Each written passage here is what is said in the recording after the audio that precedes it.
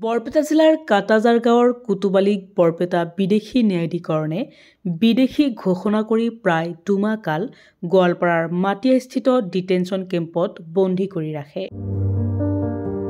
50 বছৰ বয়সীয়া কুতুবালি পেছাত এজন ঘোঁৰা চালক আৰু দিন মজদুৰ আছিল।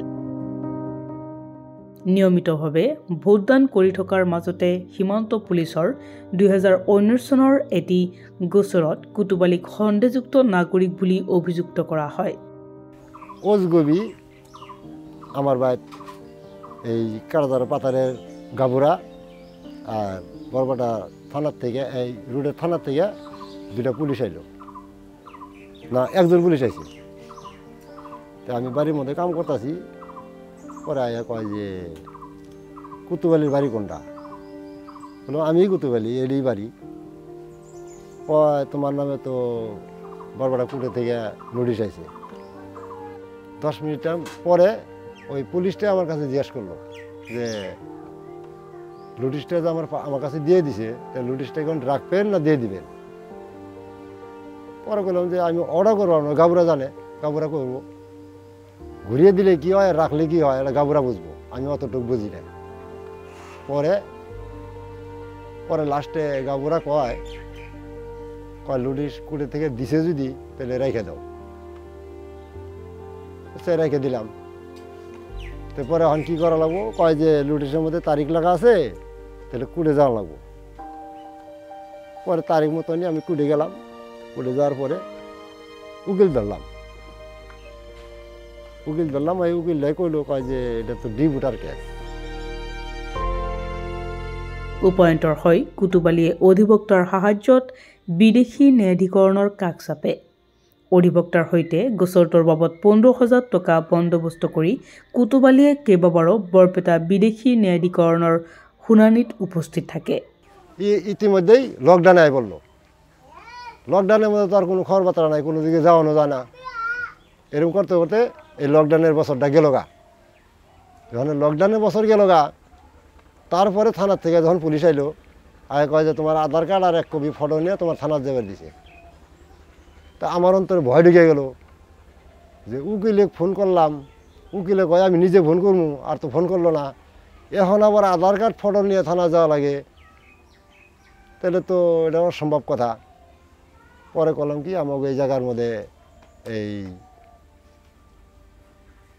কি করে ইডিএফ না কি করে কয়, যাই হোক, মানে আমাকে এই জায়গা থেকে মানুষ 2-1 নগরে নিয়ে থানাত গেলাম, আমচুর মানুষ নিয়ে গেলাম।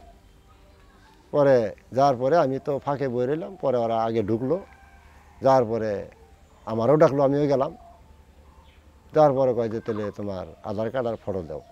দিছি। কয় তোমার তো কেস, তুমি বরপেটা করছিলা, তোমার কেস ওইটা কাটা গেছে, তাহলে এখন তো তোমার ধরার ওরা নিয়ে গেছে গা, তাহলে তোমার অল্প কিছুদিনের টাইম আছে, তোমার ধরে লাগবো। তো তুমি এক কাম করো, ফটাফট তুমি হাইকোর্ট করো। বিদেশী ন্যায়াধিকৰণৰ 2 নং আদালতে কুতুবালিক অবৈধ বিদেশী বুলি ঘোষণা কৰি ডিটেনশ্যন কেম্পলৈ লৈ যোৱাৰ নিৰ্দেশ দিয়ে।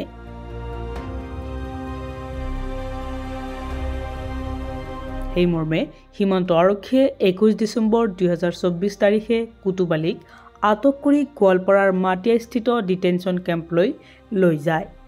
আমি আবার ঘোড়া গাড়ি দিয়ে ধানের টিপ দিই। ধান মোটামুটি ধরেন 40-50 মণ তুলছি। যেদিন 50 মণ ধান তুলে বাড়িতে এলাম, সেদিন রাইতেই ওজগবি মানে আইয়া তুলে নিয়ে গেল। ডিটেনশ্যন কেম্পৰ ভিতৰত ন্যূনতম সা সুবিধাসমূহ নোহোৱাকৈয়ে কুতুবালিয়ে বন্দী জীৱন অতিবাহিত কৰিবলগীয়া হয়। তাৰোপৰি কেম্পৰ ভিতৰত যোগান ধৰা খাদ্য খুবেই নিম্নমানৰ হোৱাৰ বাবে কুতুবালিয়ে যথেষ্ট দুৰ্ভোগ ভুগিবলগীয়া হয়। ওখানে বিছনার কোনো ব্যবস্থা নাই, বিছনার ব্যবস্থা নাই। ওই জায়গায় যে আগে যে লোকগুলো নিছিল, সেই লোকে করে বিছনার অল্প জিনিস আসছিল, ওগুলো আমাকে দেখে আমাকে জায়গার মানুষ আসাল। তো ওই অবস্থায় কষ্ট করে থাকাতে মানে ওগরে বিছনার জিনিসগুলো আমাকে একটা একটা দিল। দেওয়ার পরে আমরা ওই জায়গায় থাকলাম। কোনো কম্বল সম্বল কোনো কিচ্ছু দেয় নাই। যেগুলো খাওয়া দিছে ওইসব খাওয়া মানুষে খায় না, ওগুলা গরুর খানা, ধরেন সপ্তাহের মধ্যে আপনার মাছ দেয়, মাংস দেয়, ডিম দেয়। তারপরে যে বাকি যে কদিন যায় এই কদিন মানে যে নাবড়া সাবড়া যে ডাল ডুল দিব, ডাল আদা জাল করে আপনার পানি ডালে ওইগুলো ডাল খাওয়াবো। আর সবজিটা কোনোরকম খালি ভাবুডে আর কি, ওইগুলাই খাওয়া লাগে। অসমৰ গোৱালপাৰাৰ মাটিয়াস্থিত ভাৰতবৰ্ষৰ আটাইতকৈ ডাঙৰ ডিটেনশ্যন কেম্পত বন্দী হৈ থকা সৰহসংখ্যক লোক অসমৰ সংখ্যালঘু সম্প্ৰদায়ৰ। শেহতীয়া তথ্য মতে উক্ত কেম্পত কমেও 270জন বিদেশী ঘোষিত লোক বন্দী হৈ আছে। ভাবতাছি যে এই যে বিজেপি সরকার দেশে আইছে, তো এই বিজেপি সরকার মুসলমানের তো কোনো বেলা গাড়ি বের পারতেছে না। তো আমার মনে একটা ধারণা হয় যে এই উপলক্ষে মুসলমানের হারাহাস্তি করে ডাবানির চেষ্টা করতেছে নাকি। যে কটা ওই ক্যাম্পের ভিতরে রুম আছে সম্পূর্ণ রুম আমাকে খালি মুসলমানই ভরা। বিদেশী ঘোষিত হৈ ডিটেনশ্যন কেম্পত বন্দী হ'বলগীয়া হোৱাত কুতুবালীৰ পৰিয়ালে ভয়ানক আৰ্থিক নাটনিৰ সন্মুখীন হয়। কুতুবালীৰ পৰিয়ালে তেওঁৰ মুক্তি বিচাৰি গুৱাহাটী উচ্চ ন্যায়ালয়ত আবেদন কৰে। আবেদন কৰিবলৈ অধিবক্তাৰ মাননি যোগাৰ কৰিবলৈ গৈ কমেও 80,000 টকা ঋণ ল'বলগীয়া হয়। ফলত পৰিয়ালটোৰ অৱস্থা অধিক শোচনীয় হৈ পৰে। আমরা ধরেন যে যার কাছে যা চাইছি চাওয়ার লগে লগে তারা দেরি করে নাই, আমাকে টাকা পয়সা দিছে। পরে ধরেন যে লাস্টে মানুষের কাছে যেভাবে চাওয়া হয়েছে ওইভাবে দিছে। হেরেন পাতিগুলো ধরেন যে 70-80,000 টাকা বর্তমান ঋণ আমি আছি আর কি।